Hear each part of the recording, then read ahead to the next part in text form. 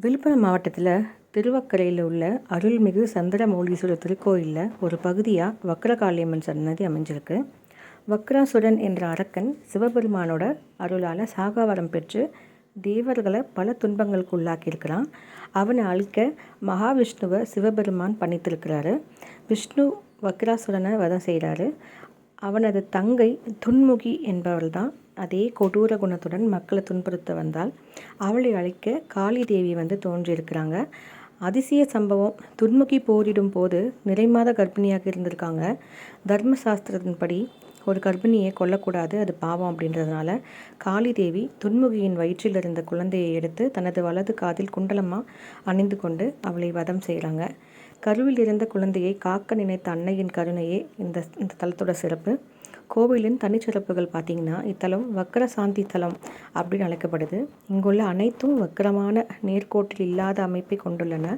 ராஜகோபுரம், கொடிமரம், பலிபீடம், நந்தி என அனைத்தும் வழக்கமான நேர்கோட்டில் இல்லாமல் சற்று விலகி இருக்கும். வக்கரமான அமைப்பில் உள்ளன. மூலவர் சந்திரமௌலீஸ்வரரும் வக்ரகாளியும் சனி பகவானும் வெவ்வேறு திசைகளில் வக்கரமாக வச்சிருக்கிறாங்க. காளியின் உக்கிரத்தை தனிப்படுத்துறதுக்காக ஆதிசங்கரர் காளியின் இடது பாதத்தில் ஸ்ரீ சக்கரராஜ யந்திரத்தை பிரதிஷ்டை செஞ்சுருக்கிறாங்க. இதனால் இவங்க சாந்த சொரூபியாக அருள் பாலிக்கிறதா சொல்கிறாங்க.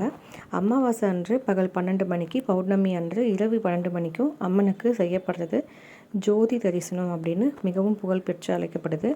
இக்கோவிலின் மூலவர் சந்திர மௌலீஸ்வரர் மும்முக லிங்கமாக தத்புருஷ அகோர வாமதேவ முகங்களுடன் காட்சியளிக்கிறாங்க. வழிபாட்டு பலன்கள் பார்த்திங்கன்னா, ஜாதகத்தில் கிரகங்கள் வக்கரமடைவதால் ஏற்படும் துன்பங்களை நீக்கிறதே இந்த தலத்தோட முக்கிய பலனாக கருதப்படுது. ஜாதகத்தில் ராகு, கேது மற்றும் இதர கிரகங்களால் ஏற்படும் வக்கர தோஷங்கள், கிரக பயிற்சியால் வரும் தடைகள் இங்கே நீங்கும். இக்கோவிலின் காலடி வைத்தாலே செய்த பாவங்கள் நீங்கி மன நிம்மதி கிட்டும் அப்படின்னு பக்தர்களோட அசைக்க முடியாத நம்பிக்கையாக இருக்குது. திருமண தடைகள் நீங்கவும், புத்திர பாக்கியம் பெறவும், காரியங்களில் வெற்றி கிடைக்கவும் பக்தர்கள் இந்த வழிபடுறாங்க. ராகு கேதுவுக்கு அதிபதியாக காளி கருதப்படுவதால் செவ்வாய் மற்றும் வெள்ளிக்கிழமையில் ராகு காலத்தில் இங்கே அர்ச்சனை செய்யப்படுறது சிறப்பாக பலனில் தற்குன்னு சொல்கிறாங்க.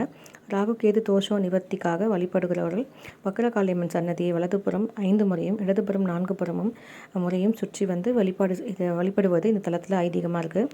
உலகில் உள்ள அனைத்து உயிர்களும் மகிழ்ச்சியுடன் இருக்கட்டும், நம் எண்ணங்கள் உயர்வாகவும் செயல்கள் சிறப்பாகவும் வாழ்க்கை மகிழ்ச்சியாகவும் அமையட்டும்.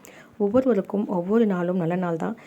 வாழ்த்து பெறுதல் வரம், வாழ்த்துதல் அறம், வரமும் அறமும் வாழ்க, வாழிய நலம், வழியட்டும் அன்பு, நம் அனைவருக்கும் இறை அருள் கிடைக்கட்டும்.